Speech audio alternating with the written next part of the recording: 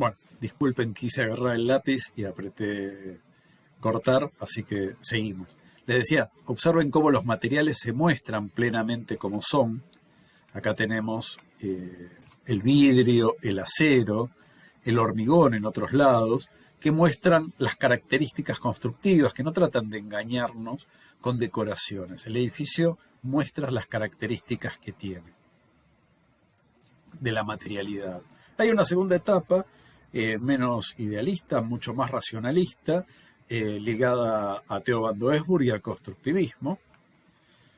Y fíjense que ellos abogan por un arte comunal, de vuelta a la idea de comunidad, de comunitario, de sociedad, de igualitaria, basado en la idea y no en la inspiración. Acá se separa de lo artístico y nuestra concepción del diseño está muy ligada a esto. Nosotros no buscamos el diseño como un arte a través de la inspiración, sino a través de un método científico de la lógica.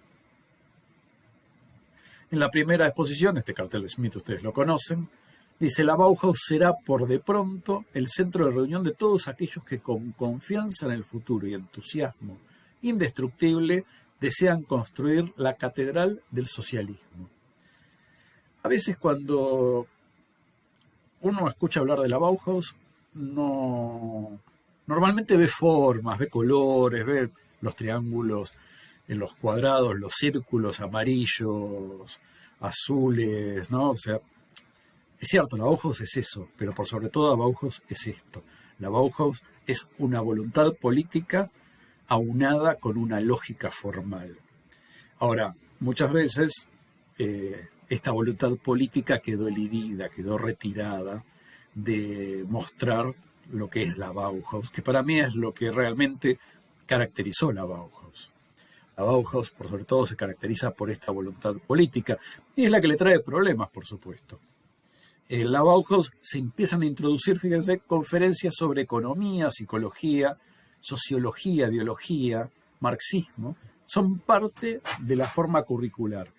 Disciplinas científicas que entran en el diseño. Y piensen si ustedes no tienen materias parecidas. La Bauhaus fue un gran experimento, pero en su momento tuvo poca repercusión. Una pequeña comunidad, la verdad, entre docentes y estudiantes no pasaron de las 1.400 personas, pero que querían construir una utopía social, ¿no? El campus de la Bauhaus era la idea de, y son las ideas de los campus universitarios, de que cohabitaban los docentes y los alumnos vivían en el campus y cohabitaban, y todo el día se hablaba de diseño y todo el día se estaba en continuo con el diseño a través de las casas, de los muebles. Eso era que el diseño estuviese en la vida y trasladar la vida hacia estas formas. Por supuesto, la Bauhaus está en un momento muy complicado de Europa. Primera Guerra Mundial perdida, una crisis económica sin precedentes para Alemania y, como en otros momentos históricos ha pasado, el mesianismo que surge como salvación o única salvación posible. Hay una fuerte politización también en Alemania, una fuerte militarización, y la Bauhaus depende del Estado y esto va a traerle ciertas consecuencias. Por supuesto, todos ustedes saben, la Bauhaus va a ser cerrada en 1933 debido a las presiones del Partido Nacional Socialista. Como dato simpático les muestro la tapa del diario que muestra el desalojo, lo suben a un camión y cierran la escuela. Pero esto, que les comenté la otra vez, me parece muy significativo para entender las problemáticas de las que estamos hablando. Yo en este gráfico, que acá arriba tienen las elecciones de los distintos partidos, este es, por supuesto, el Partido Nacional Socialista, y estos son los periodos en los que está la Bauhaus. 1919 se funda hasta el 28, bajo la dirección de Gropius, está en Weimar. Después pasa a Dessau, va a estar Meyer en un breve periodo, y después la toma Mies van der Rohe hasta que cierra. Y fíjense cómo el Partido Nacional Socialista surge en el 24, con muy pocos votos.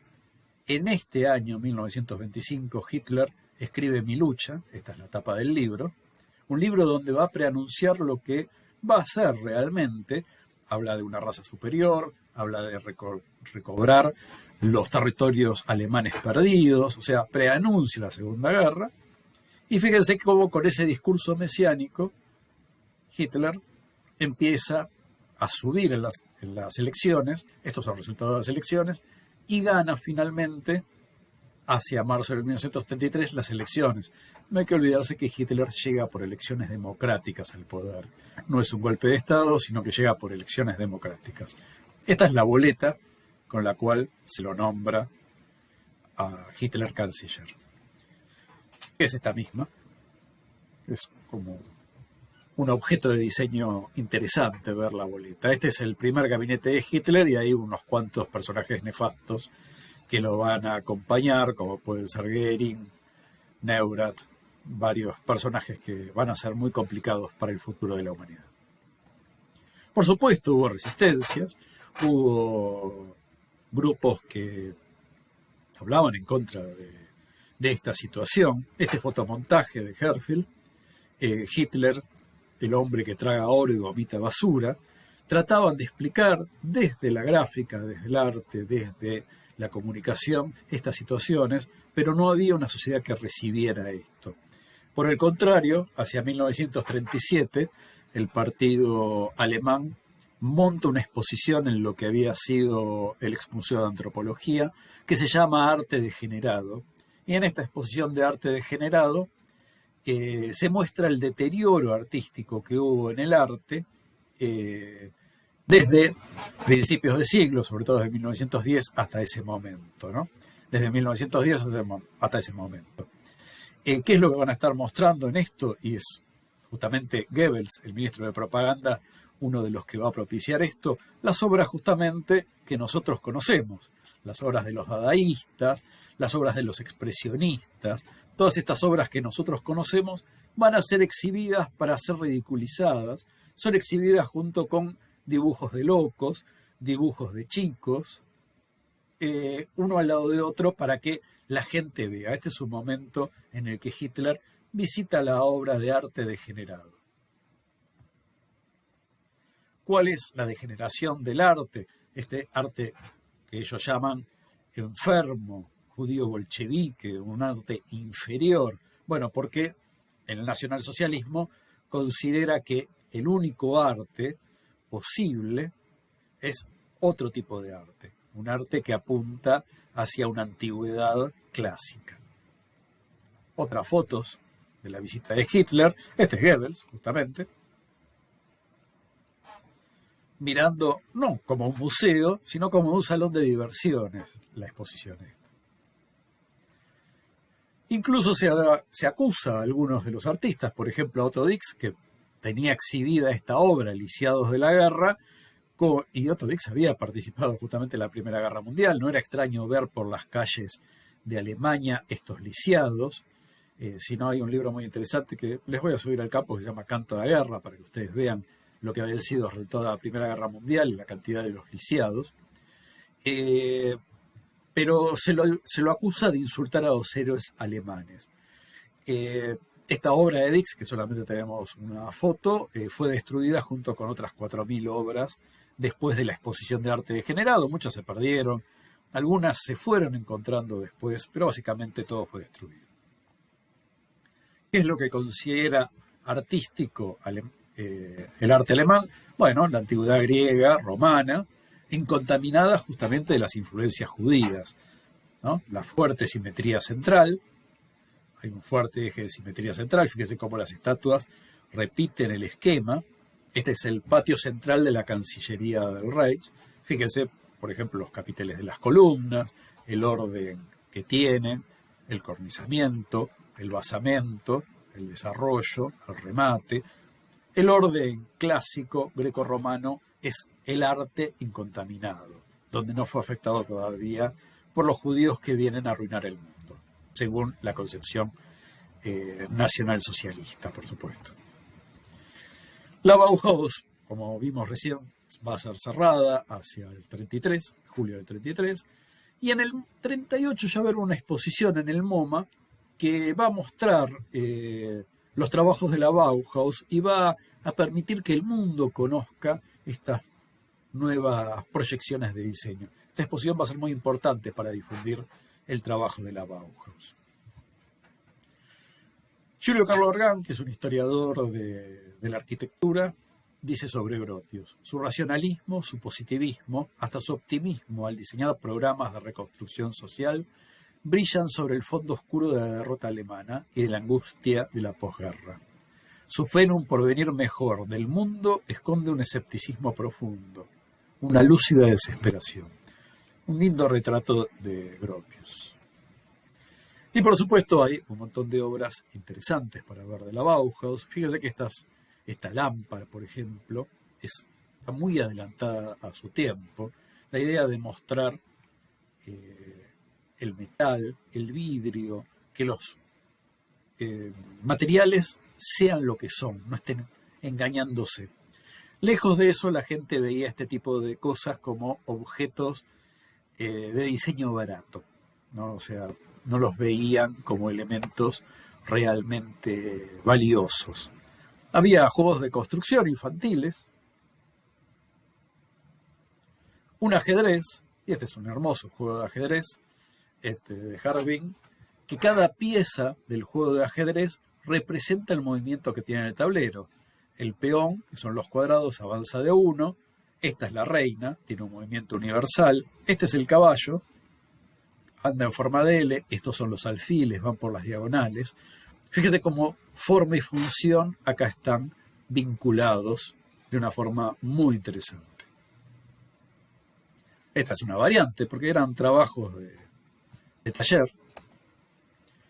Las sillas que Mies van der Rohe también va a diseñar y que van a marcar, esta silla particularmente, es una silla que seguramente ustedes habrán visto en muchos lados, en muchas oficinas, típica silla de oficina moderna hoy, es de 1929. Mies van der Rohe también va a diseñar para 1929 el pabellón de Barcelona, donde se van a mostrar los adelantos de Alemania. Es una exposición internacional. El pabellón de Barcelona se arma para ese momento y se destruye. Es una obra hermosa de neoplasticismo también. Fíjense cómo se marcan los recorridos. Y fíjense lo que es la obra en planta, que es prácticamente un cuadro neoplasticista. La butaca de Breyer. Todos diseños que hoy se muestran como modernos, ¿no? Tienen casi 100 años tiene esta butaca. Está por cumplir los 100 años. El edificio de Gropius, también un edificio muy pensado desde el punto de vista del recorrido, cosa que va a incorporar el proyecto de la arquitectura moderna. La idea del recorrido es la idea de incorporar, como en el cubismo, el tiempo, ¿no? Y ver el objeto desde distintos lugares. Por supuesto, el diseño gráfico atraviesa distintos periodos. Tenemos este enfoque tipográfico expresionista y este otro que, por supuesto, más clásico, más conocido. El desarrollo de la tipofoto también. La Bauhaus concibió un gran valor para la tipografía, entendió que la tipografía tenía un gran valor. También los afiches y la composición. Esta nueva tipografía que buscaba ser una tipografía universal, ¿no? La idea de hacer algo universal, algo para todos. Las tapas de las comunicaciones de la Bauhaus. Este afiche de Kandinsky, para una exposición de Kandinsky. Y esto, como un elemento, me parece interesante, es un ejercicio que dictaba Kandinsky en las clases que daba en 1929. Kandinsky, en sus clases de composición, hacía que los alumnos dibujen este objeto del natural y vayan produciendo abstracciones, ¿no? Fíjense que esto es también lo que yo les pido cuando les pido que busquen las tensiones principales, las líneas más marcadas, los puntos centrales, el puntum diría Barthes, pero es el punto focal, o cómo van haciendo abstracción de los objetos de la vida cotidiana para construir otra realidad. no representar, sino figurar realidades. La metodología es una investigación de la esencia, un análisis de la función. Y, paradójicamente, la influencia de Bauhaus en la cultura fue prácticamente nula, en esos momentos prácticamente nula, pero me quedé pensando en la idea del análisis de la función. También muchas veces se tachó a la Bauhaus de funcionalista, era mucho más que funcionalista. Si bien a la Bauhaus le importaba la función del objeto, no se limitaban a la función. El pensamiento siempre era más integrador. Pero la realidad es que el efecto de Bauhaus en ese momento fue muy bajo hasta la exposición del MoMA. ¿Qué es lo que intenta la Bauhaus? Bueno, lo que intentaban las vanguardias, ¿no? O sea, vincular teoría y práctica, romper esa separación arbitraria, antes decíamos, entre el objeto de arte, el objeto de uso, o entre el objeto de diseño y el objeto de arte, que no hubiese distinciones entre artistas y artesanos. Entender el material para poder aprender a manipularlo, por eso los primeros cursos eran de materiales, para que uno conociera el material y supiese cómo manejarlo, pudiese diseñar a partir de los materiales. Pero la Bauhaus crea el diseño como parte de una industria cultural, ¿no? Se integra también al proyecto capitalista, y esto es parte del nacimiento de la profesión. El problema de la Bauhaus es que termina constituyendo el objeto único y también el inicio de las especializaciones, contrariamente a lo que se buscaba en esa integración. Pero hay que entender que la Bauhaus fue un proyecto que quedó inconcluso. Alemania, por supuesto, va a atravesar la Segunda Guerra Mundial, probablemente empujada por la situación a la que le habían dejado los ganadores de la Primera Guerra Mundial. Esta Segunda Guerra Mundial va a ser más cruenta todavía que la primera, va a dejarla totalmente destruida. Y los ganadores de la Primera Guerra Mundial van a repartirse los restos de Alemania de distintas formas.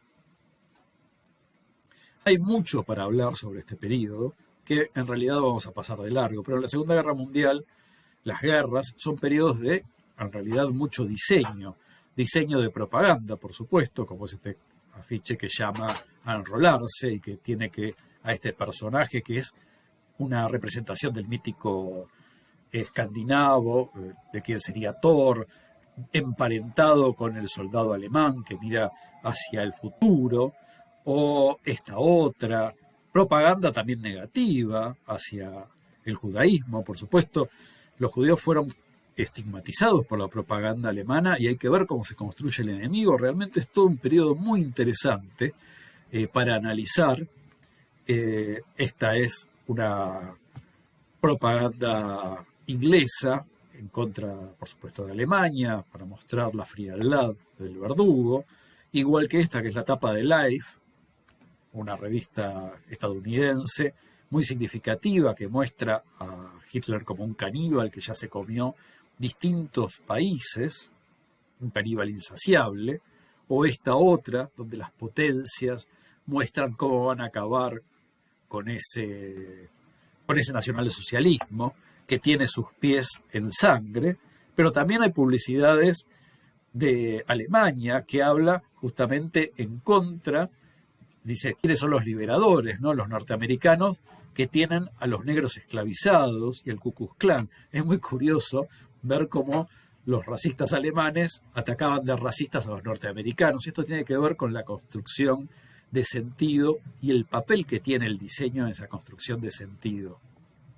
Por supuesto, también es interesante lo que es el diseño industrial. El Jeep es una pieza de diseño industrial muy interesante, diseño automotriz, pero por qué se hace es muy interesante. O el diseño de información, por ejemplo, las instrucciones para una granada o para el reconocimiento de la población civil de las bombas. Pero no tenemos tiempo para hacer ese recorrido, que ustedes puedan hacer en otro momento, sino que mi recorrido los quiere llevar hacia lo que va a ser el intento de continuación de la Bauhaus, que es la Escuela de Ulm. La Escuela de Ulm va a tener también corta existencia entre el 53 y el 68. Va a ser un experimento interesante porque trata de redemocratizar a la sociedad alemana a partir de la educación. ¿Por qué es importante la Escuela de Ulm para nosotros? Ahora vamos a verlo, porque uno de sus directores es un argentino. Y las influencias de la Escuela de Ulm van a estar justamente por el vínculo que tiene este director con la Universidad de Buenos Aires, básicamente, las cartas, el intercambio que hay, va a hacer que muchas de esas ideas sobrevivan en la Argentina. Nosotros entendemos el diseño como lo entendemos a partir de estas lógicas, justamente. Hay un racionalismo todavía más exacerbado que en la Bauhaus. La Escuela de Ulm está caracterizada por la integración del proceso de diseño en el proceso de producción. Ulm entiende que el diseño tiene que estar vinculado a la industria. Pero también lo interesante es que entiende que hay una elaboración de una metodología proyectual. Hay que dotar de un carácter metodológico al diseño, no de un carácter artístico. Y es como nosotros entendemos el diseño. El diseño para nosotros es proyecto, no es arte. En otros lugares del mundo, el diseño es arte. El diseño gráfico puede ser arte en otros lugares del mundo. Y podríamos citar algunos en los cuales las escuelas de diseño están dentro de las escuelas de arte. Pero para nosotros el diseño es proyecto. Y el proyecto implica una metodología, una forma de pensamiento. Y es por eso que ustedes tienen materias como comunicación visual, psicología, filosofía, sociología, pues ya estaban en el programa de la ULM, que fíjense cómo se emparenta de alguna forma, por lo menos formalmente en este icono diagramático, con el programa de la Bauhaus.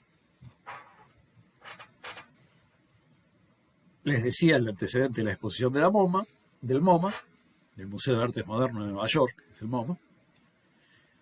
La ULM era un campus también donde se promovía esta convivencia en un espacio de trabajo, aprendizaje, vivienda.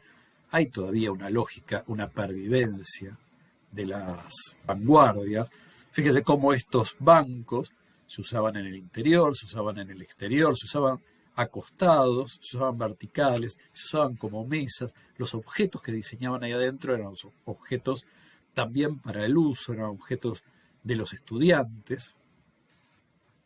El diseñador ya no es un artista con un sentido del orden. Debe ser un socio al mismo nivel en la toma de decisiones de la producción industrial, decía la ONU. Estos personajes, Gugelot, me resulta muy difícil pronunciarlo, Gildelwart, y Maldonado, el argentino Tomás Maldonado, van a ser muy significativos para el diseño en las próximas décadas. La ULM sistematiza el diseño, es pionera en la integración de la ciencia y el diseño, y en una pedagogía basada en el diseño de la ciencia.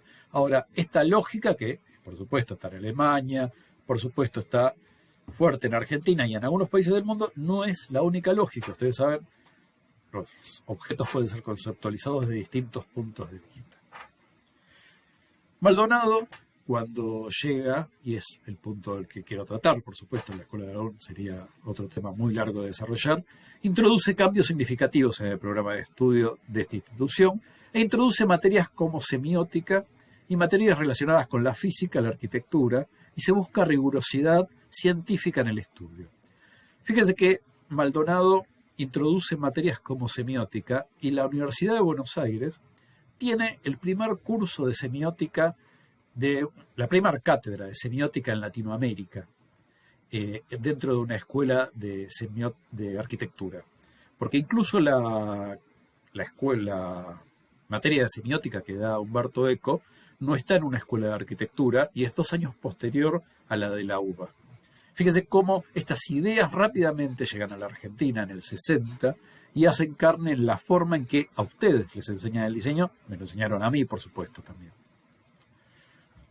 La ULM podemos hablar de que busca la racionalidad en el diseño a partir de también un ahorro de materiales, de que este diseño llegue a todos los elementos, la modulación es muy importante. Tiene clientes y la ULM va a estar asociada con la industria, va a tener a clientes como Lufthansa, la Braun va a ser un cliente muy significativo, Gugelot va a ser un personaje muy significativo y el diseño industrial de la Braun va a ser el que mueva realmente, reflote realmente la obra. Y todavía hay resabios de la UL, en objetos muy modernos. Miren esta radio del 58 y este iPod.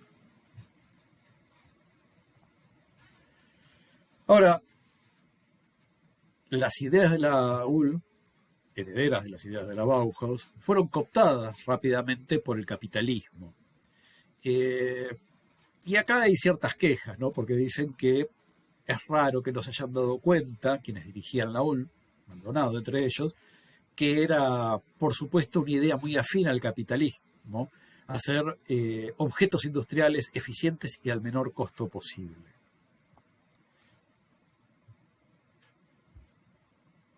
Esta es una muy linda frase.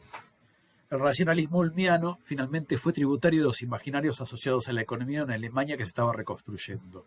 Su ideal estético enfrentó el fetichismo de arte burgués, idealizando la ciencia y la industria. Mudaron la morada de la cultura del museo a la fábrica, pero no advirtieron que los propietarios eran los mismos. O sea, los capitalistas seguían siendo los dueños de todas formas de esas decisiones. Y finalmente con la UL ha nacido, o finalmente terminó de nacer, podemos decir que había empezado a nacer con la Bauhaus, la industria cultural del diseño, que es esa industria en la cual estos idearios que tenían estas personas que luchaban por una sociedad más justa, mejor diseñada y más igualitaria, terminaron con objetos únicos donde los objetos diseñados son más caros que los objetos no diseñados, y realmente estos ideales fueron cooptados por la industria, fueron destruidos por el capitalismo. De Maldonado tenemos que también tener presente que fue un interesante artista concreto. En la Argentina el arte abstracto se llamó concreto, lo cual es muy correcto, porque justamente el arte abstracto quiere decir que abstrae, que toma de. En cambio el arte concreto construye. Y esta es la tapa de una revista que marcó fuertemente el imaginario en la Argentina, que es Arturo. Y en 1946, en el Manifiesto Invencionista, y esto también tiene que ver, las vanguardias en Argentina fueron distintas, pero fueron muy fuertes también. El Manifiesto Invencionista decía, con el movimiento Arte Concreto de Invención, postula un arte de observancia no figurativa, una renovación de la cultura cotidiana y de la sociedad en su conjunto.